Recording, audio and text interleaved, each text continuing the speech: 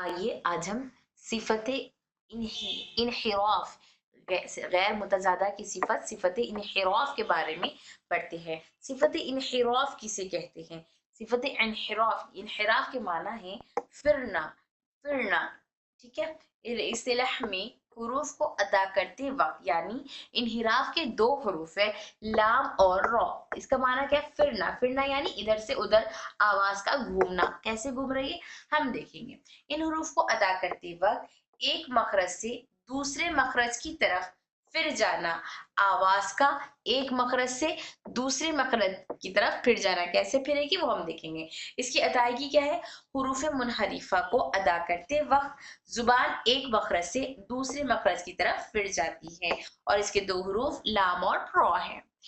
आइए मजीद इसके बारे में देखते हैं कि इन्हिराफ का मतलब है जबान का अपने असल मखरज से झुककर किसी दूसरे मखरज के करीब हो जाना।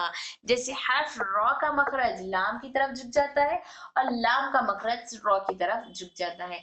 अब वो कैसे झुकता है आइए वो हम देखते हैं।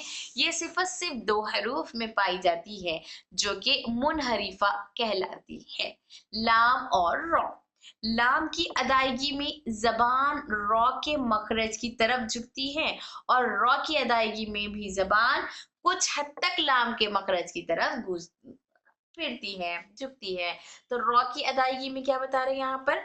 रॉ की अदायगी में कुछ हद तक लाम तक जाती है और लाम की पूरी तरह से रॉ की तरफ आवाज घूमती है। तो किस तरह से घूमती, आइए हम इसके बारे में मजीद डिटेल देखते हैं कि आवाज कहाँ से कहाँ किस तरह घूम रही है। आवाज इस तरह से घूमती कि लाम तब निकलता है जब जुबान के सामने का हिस्सा, हमारी जुबान का ये जो सामने वाला हिस्सा है, ये वाला हिस्सा ऊपर के सामने के दांतों के मसोड़े को, ऊपर के सामने के दांतों के मसोड़े, या जो हमारे ऊपर दांत है ये दांतों के सामने के मसोड़े, उसके अंदर जो मसोड़े होते हैं, इसका मखरज क्या था? ऊपर के दांतों के सामने के मसोड़ों को टच होता है। कहाँ से कहाँ तक? सनाया से जवाहिक तक जो हमारे दांत है, हमारी जबान का किनारा ऊपर के दांत सनाया से जवाहिक तक टच करती है वहां पर जबान के किनारे। यानी लाम का हर्फ जबान का अगला हिस्सा लाम के मखरज पर चिपक जाता है।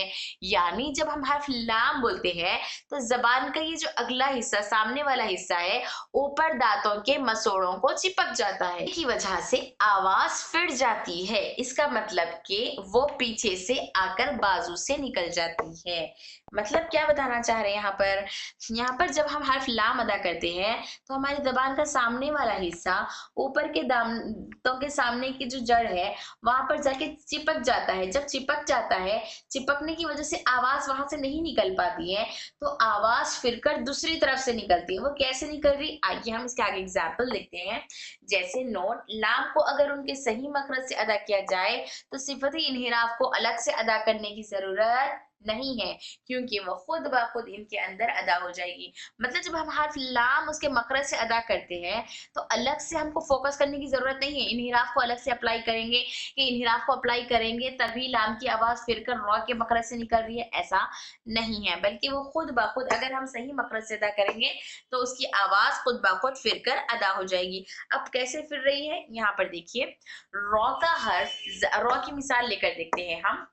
जैसे रॉ, रॉ का हर्फ जबान का अगला हिस्सा दोनों तरफ दाएं और बाएं, मतलब पहले हमने लाम का मखरज देख लिए, जबान का सामने का हिस्सा ऊपर के दांतों की जड़ों को टच चिपक जाता है। अब रॉ में भी क्या होता है? जबान का अगला हिस्सा यानी सामने वाला हिस्सा हमारे दाएं और बाएं से चिपक जाता है। ठीक है। सामने जबान का अगला हिस्सा दोनों तरफ दाएं और बाएं से अगला हिस्सों के बाद वाले मखरज यानी सामने के दो दांतों के मसोड़ों गम से लगता है। यानी हमारे सामने वाला, जबान का सामने वाला दाएं और बाएं से मुराद पूरी इतनी जबान हमारी सामने की, दोनों ये जबान हमारी हर असल में दो दांत, दोनों से दो दांतों के मखरज के, दो दांतों की गम को टच करती है हमारी जबान हर्फ रॉ के लिए। ठीक है। Raw, raw. जैसे एग्जाम्पल एल, एल, एल अदा करते वक्त जुबान मुकाबिल तालू से चिपकती है। यानी जब जुबान की नोक ऊपर मुकाबिल के तालू से चिपकती है तब थोड़ा सा गैप रहता है। जब हर्फ रॉ बोलते वक्त में, रॉ बोलते वक्त में हमारे ये जबान की नोक ऊपर दांतों के दो कोनों, दो दांतों को जब टच करती है रॉ रॉ। तो हमारी जबान का पुष्ट, जबान का पिछला हिस्सा थोड़ा सा, थोड़ा जबान हमारी टर्न हो जाती है, पीछे वाला हिस्सा आके ऊपर के दो दांतों को टच करता है। जब ऊपर के दो दांतों को टच करता है तो हमारी जबान फ्लैट होकर नहीं टच होती है, बल्कि जबान थोड़ी सी कर्ल हो जाती है, जिसकी वजह से वहां पर गैप बन जाता है, जिसकी वजह से वहां पर गैप रहता है। इसका मतलब एक सुराख बन जाती है जहां से रॉ की आवाज निकलती है।